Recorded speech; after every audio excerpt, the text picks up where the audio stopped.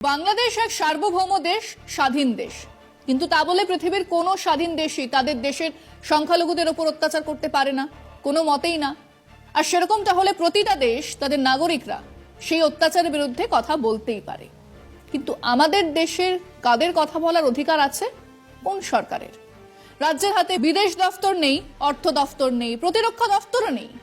কাজেই এই বিষয়ে অফিসিয়াল কথা বলতে পারেন একমাত্র ইউনিয়ন গভর্নমেন্ট, মোদী সরকার। কিন্তু কোন মুখে বলবেন?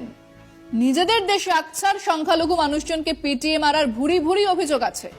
অভিযোগ আছে সংখ্যালঘু মানুষদের অধিকার কেড়ে নেবার, অভিযোগ আছে সংখ্যালঘু মানুষজনকে বিনা বিচারে জেলে পুরে রাখার, অভিযোগ আছে সংখ্যালঘু মানুষজনকে আতঙ্কিত করে রাখার। বুলডোজার চলেগা হুমকি দিচ্ছেন রাজ্যের মুখ্যমন্ত্রী। জানেন না দেশের স্বরাষ্ট্রমন্ত্রী?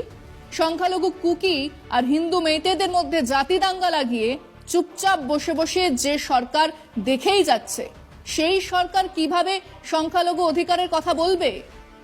যেই অকাট মূর্খ জনপ্রতিনিধি দেশের নির্বাচক মণ্ডলী 30% ভোট চাই না, আমরা সংখ্যাগুরুর ভোটে জিতব, এরকম নোংরা কথা বলেন, তিনি সংখ্যালঘুর ওপর অত্যাচারের দুঃখে কুমির কান্না কাঁদছেন।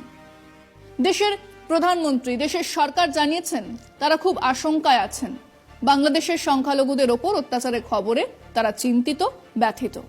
এই মহাপুরুষেরা চীনে উইঘুর মুসলমানদের ওপর অত্যাচার নিয়ে চীন সরকারকে তাদের আশঙ্কার কথা জানিয়েছেন? জানাননি। কেন? কারণ তারা সংখ্যালঘু কিন্তু মুসলমান। তো আমাদের কাঁথের খোকাবাবুর যদি এত দুঃখ, তার বুক ফেটে হুহু করে চোখের জল গড়াচ্ছে, তো তিনি দিল্লি যান, নরেন্দ্র মোদীকে বলুন, যা করার তো তিনিই করবেন। এবং এটাও তো জিজ্ঞেস করতে হবে যে কতদিন তিনি ওই বেগম হাসিনাকে তার আশ্রয় রেখে দেবেন। এ নিয়েও তো বাংলাদেশের সংখ্যাগুরুদের ক্ষোভ আছে। আমরা জিজ্ঞেস করেছিলাম যে বাংলাদেশের সংখ্যালঘুদের ওপর অত্যাচার নিয়ে চিন্তিত শুভেন্দু অধিকারী।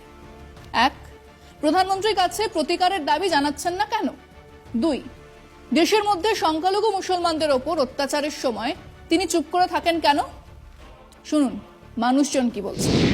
ওনারা এই যে শান্ত পরিবেশটা থাকুক বাংলা কিংবা ভারতবর্ষে, সেটা চায় না। তার জন্য হয়তো প্রধানমন্ত্রীর কাছে দরবার করছে না, কিংবা প্রধানমন্ত্রীও নিজের উদ্যোগে কোনো ব্যবস্থা গ্রহণ করছে না। শুভেন্দু অধিকারী যেটা বলছেন সেটা হচ্ছে লোক দেখানি ছাড়া আর কিছুই নয়।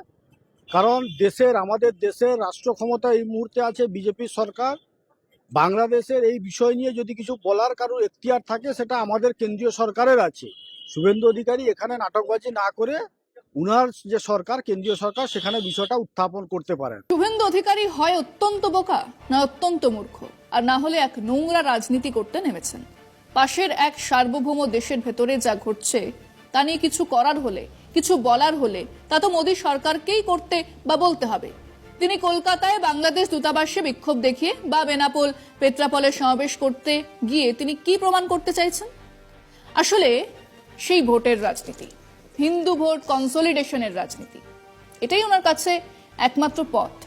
এক নোংরা সংখ্যাগুরু সাম্প্রদায়িকতাকে কাজে লাগিয়ে বাংলার মসনদে বসার চেষ্টা তিনি চালিয়ে যাচ্ছেন, যা কোনোদিন পূরণ হবে না।